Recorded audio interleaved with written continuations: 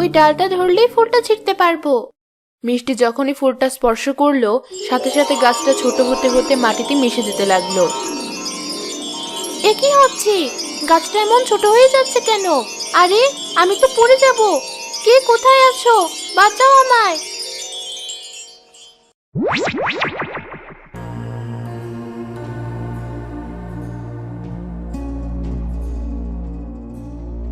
আমি কোথায় চলে এসেছি?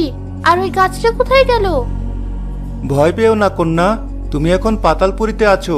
আর যে গাছটার কথা তুমি ভাবছো সেটা কোনো সাধারণ গাছ না, সেটা এক মায়াবী গাছ। আশ্চর্য! কে তুমি? আর তুমি কি করে জানলে সেই গাছের কথা? তাহলে কি তুমিও ওই গাছের কারণে এখানে এসেছো? না কন্যা, আমি এখানেই থাকি, এটাই আমার রাজ্য। রাজ্য? এর মানে তুমি রাজ্যের রাজা? আমি এই রাজ্যের একমাত্র রাজপুত্র। কিন্তু আমি এখানে কেন আসলাম? সেটা জানতে হলে তোমাকে আমাদের রাজ্যটা ঘুরে দেখতে হবে। চলো আমার সাথে।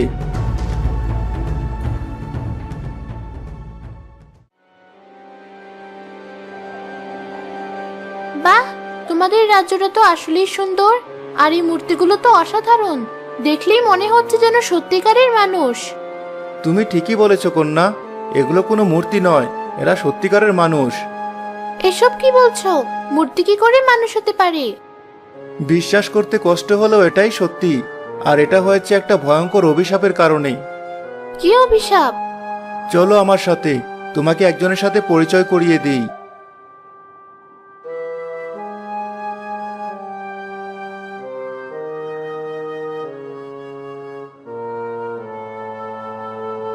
কি চমৎকার চেহারা!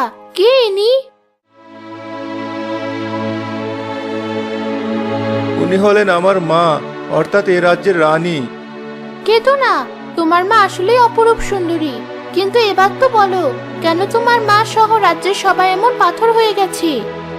এসবই হয়েছে আমার পাপের কারণে। অনেক আগের কথা, আমাদের এই পাতালপুরীতে কোনো কিছুর অভাব ছিল না, কিন্তু একবার এক অদ্ভুত ঘটনা ঘটে যায়। অদ্ভুত ঘটনা? কিসের অদ্ভুত ঘটনা? সেই দিন ছিল আমার জন্মদিন। আমার আজও মনে আছে, সেদিন আমার মা আমায় বলেছিল,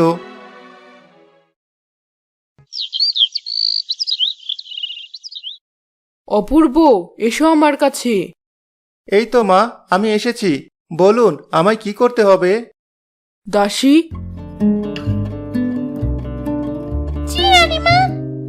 এই বস্ত্রগুলো নিয়ে যাও। আর অপূর্ব, তুমিও যাও দাসীর সাথে। আজ তোমার জন্মদিন, তাই আমি চাই রাজ্যের গরিব দুঃখীদের মধ্যে তুমি এগুলো বিলিয়ে দাও। কিন্তু মা, আমার তো এসব ভালো লাগে না। এভাবে বলো না বাবা, গরিবদের মাঝে দান করলে তারা তোমার জন্য দোয়া করবে। তাই দেরি না করে এক্ষুনি যাও, তোমার বাবাও এটাই চায়।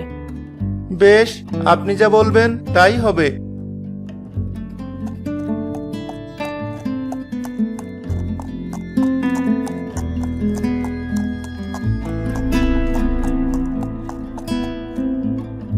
এই নিন রাজপুত্র, এগুলো সবার মাঝে বিলিয়ে দিন। না, আমি এসব পারবো না। মা যতই বলুক, ওই নোংরা মানুষগুলোর মধ্যে আমি যেতে পারবো না।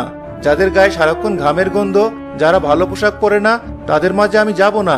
তার চেয়ে বরং এগুলো তুমিই দিয়ে এসো। কিন্তু রাজপুত্র, এতে তো রানীমা অসন্তুষ্ট হবে।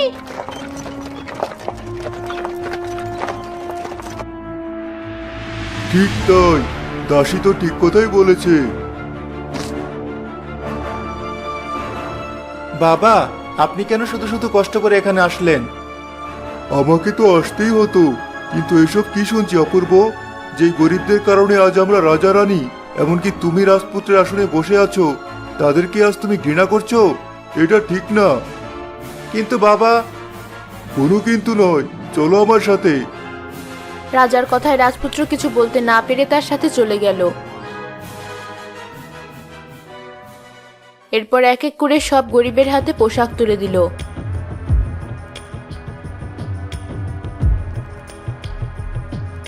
তখনই এক গরিব বৃদ্ধ আসতে রাজপুত্র ঘৃণায় মুখ সরিয়ে নিল। এ কি? এ কারা আমার কাছে পোশাক নিতে এসেছে? ছি ছি, কে তুমি? তোমার সারা শরীরটা তো নোংরা কেন? দাসী, তোমরা কাদেরকে আমার কাছে পাঠিয়েছো? এভাবে কেন বলছেন রাজপুত্র? আমি একজন কৃষক, যার ফলানো শাকসবজি খেয়ে আপনারা সুস্থ আছেন, অথচ আজ কিনা আমাকে দেখে আপনি ঘৃণায় মুখ সরিয়ে নিচ্ছেন। কি বললে তুমি? তোমার এত বড় সাহস! সামান্য কৃষক হয়ে তুমি আমাকে এসব বলছো?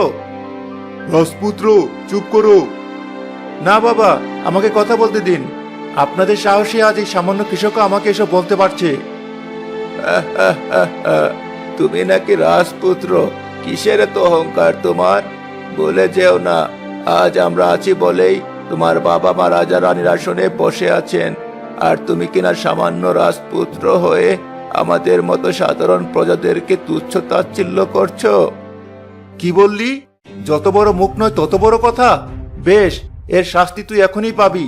প্রহরী, আজকে রাজপুত্র, এক্ষুনি এই বৃদ্ধকে ধরে নিয়ে যাও।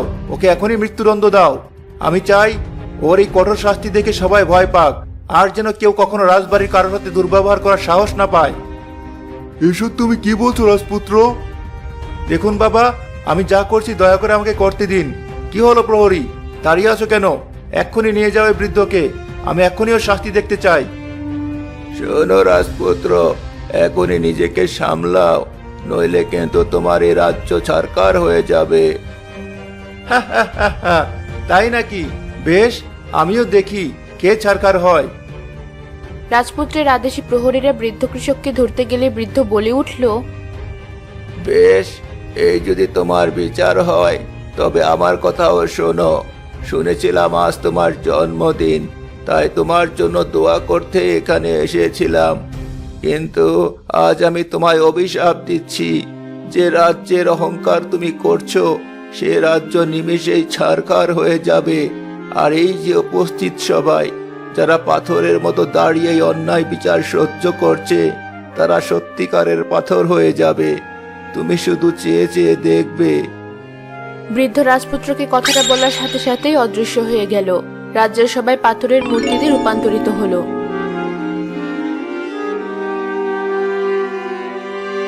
এ কি? এ আমি কি দেখছি? হায় হায়, এ আমার কি সর্বনাশ হলো! আমার পাপের ফলে আমার সারা রাজ্য যে ছারখার হয়ে গেল। কেতো না রাজপুত্র, সবকিছু শুনে সত্যি আমার খুব খারাপ লাগছে। কিন্তু আমাকে তুমি কেন এখানে এনেছো তা এখনো বললে না। বৃদ্ধ উধাও হয়ে যাওয়ার পরেই এখানে এই মায়াবী গাছটা প্রকট হয়। এই গাছই আমায় বলেছিল, যেদিন আমার সব পাপ মোচন হবে সেদিনই পাতালপুরীতে এই গাছের মাধ্যমে পৃথিবী থেকে এক কন্যা আসবে। একমাত্র সেই পারবে আমার অভিশাপ খণ্ডাতে। সেদিন থেকে দিনরাত এই গাছের পাশে বসে আমি তোমার অপেক্ষা করছি। এটাও কি সম্ভব? আমি কি করে তোমার অভিশাপ মোচন করব? যে ফুলের লোভে তুমি এখানে এসেছো, সেই ফুল রাজ্যের সিংহাসনে ছোঁয়ালেই এই পাতালপুরীর অভিশাপ শেষ হবে। তারপর আমার মা বাবা ও অন্য সবাই পাথর থেকে আগের মতো মানুষ হয়ে উঠবে। কিন্তু সেই ফুল আমি কোথায় পাবো? তুমি এই গাছের ডালে স্পর্শ করো, তাহলে ওই ফুল আবারও প্রকট হবে।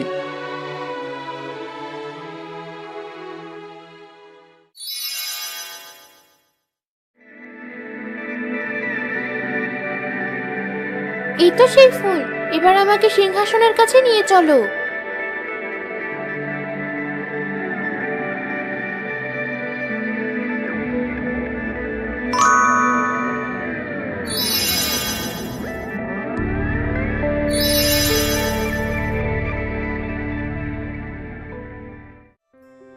এই তো সবাই আবারও মানুষের রূপ নিয়েছে। ওই তো আমার মা। অপূর্ব, এসো আমার কাছে। কতদিন পর আবারও মানুষের মতো নিঃশ্বাস নিচ্ছি। আমাকে ক্ষমা করে দিও সবাই। আজ আমার ভুলের কারণে পাতালপুরী অভিশপ্ত হয়েছিল। এইসব আমারই দোষ। তবে কন্যা, তোমাকে অশেষ ধন্যবাদ। আজ তোমার কারণে আমি আমার স্বজনদের ফিরে পেলাম। এভাবে বলো না রাজপুত্র, তুমি যে নিজের ভুল বুঝতে পেরেছো এটাই অনেক। এবার আমার পৃথিবীতে যাওয়ার ব্যবস্থা করো। বেশ, চলো এখনই সেই মায়াবী গাছে স্পর্শ করো, তাহলে তুমি আবারও পৃথিবীতে ফিরে যাবে।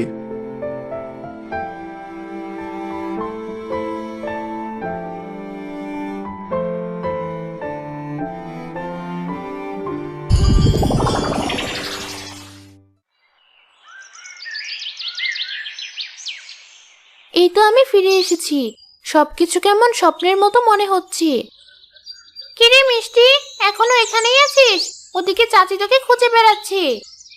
চল বাড়ি ফিরে যাই।